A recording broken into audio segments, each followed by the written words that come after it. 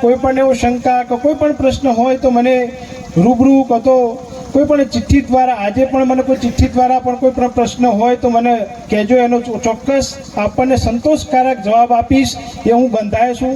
સમાજને જ્યારે જ્યારે કોઈ પણ તકલીફ હોય પણ ત્યાં પણ હું ઊભો રહીશ. અને આપણે આ જગદીશપુરીજી બાપુના જે દેહાંત પછીની જે આપણે આજે સમાજે એકતા બતાવી છે, આજીવન જ્યાં સુધી સૂર્યચંદ્રમાં રહે ત્યાં સુધી આપણો સમાજ એકત્રિત થઈને રહેવો જોઈએ. સમાજ નાનો છે, સંગઠિત રહેશે તો જ કંઈક કાર્યક્રમ આપણે કંઈક કરી શકીશું. કેમ કે આજે આપણે પાલનપુરની અંદર જે રેલી કાઢી એની ગુજરાત સરકારે આપણી નોંધ લીધી. કેમ કે આપણે સમાજ સંગઠિત થઈને બતાવ્યો. આટલા વર્ષોની અંદર કોઈ પણ આપણા ગોસ્વામી સમાજની આવી 3000 પબ્લિકની પાલનપુરની અંદર કોઈ રેલી નીકળી ન હતી. પણ આપણે સમાજે અને સેવકોએ બતાવ્યું કે આજે પૂજ્ય જગદીશપુરી બાપુ અને સમાજ સંગઠિત છે એવું આપણે બતાવી દીધું. અને ઘણા બધા, હમણાં હું ચેરિટીની મિટિંગ હતી 24 તારીખે, સમાજમાં ઘણી બધી પણ તકલીફો છે. એના અંદર આપણા સમાજના ઘણા એક આગેવાનો હતા, મને ઓમ નમો નારાયણ કહેવાની પણ તકલીફ પડી હતી. એવું કોઈ નામ લેવા નથી માગતો, પણ આવું શું કામ? તમે સમાજની અંગત રહ્યો, સમાજની આગેવાની કરવી છો, સમાજના અંગાથી રહીને સમાજનું કોઈ સારું કાર્ય બતાવો, સમાજને સંગઠિત કરો. આગેવાની કરવા માટે થઈને કરશો નહીં, પણ સમાજને ક્યાંય દિશામાં લઈ જવો છે એ કાર્ય તમે જુઓ, તો જ આપણો સમાજ આગળ જશે. નાનામાં નાનો આજે યુવાનો એટલા બધા અકબંધ તૈયાર થયા છે કે ક્યારે સમાજને કેવી રીતે કઈ દિશામાં આપણે આગળ લઈ જવું. પણ યુવાનોને વડીલોની જરૂર છે.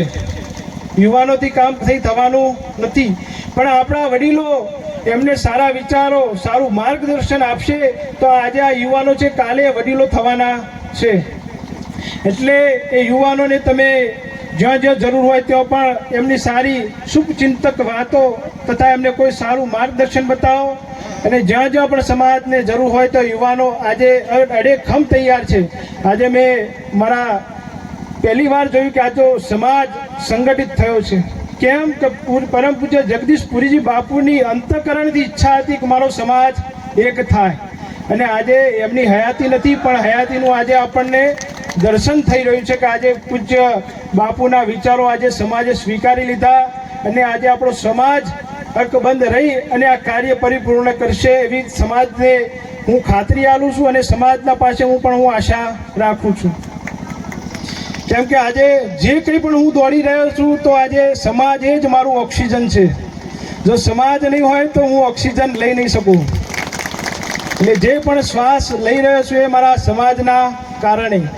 એટલે સમાજ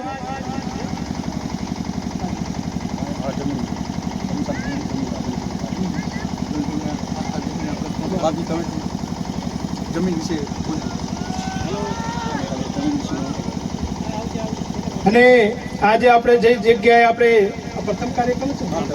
પ્રથમ કાર્યક્રમ જ્યાં પૂજ્ય જગદીશપુરજી બાપુનો અહીંયા રાખવામાં આવ્યો, તે આપણા ગોસ્વામી સમાજની શમશાનની જમીન છે, સમાધિ જમીન છે. ત્યાં આગળ આજે એવો સારો અહીંયા જગત મેં તું આય જગ મેં જગ હસે તુમ રોય એસી કરણી કર ચલો જગ રોય તુમ હસે.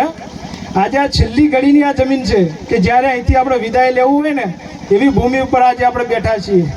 ત્યાં આજે એ ભૂમિ ઉપર એવો અડગ સંકલ્પ રહેવો જોઈએ કે આજે આ થડી મુકામે જે કાર્ય થાય એ કાર્યની અંદર આપણે સહયોગી રહીએ, સમાજના સાથી રહીએ અને સમાજની એકતા રહે તો જ આ જમીન ઉપર બેઠેલાનું આપણને પ્રમાણ રહેશે.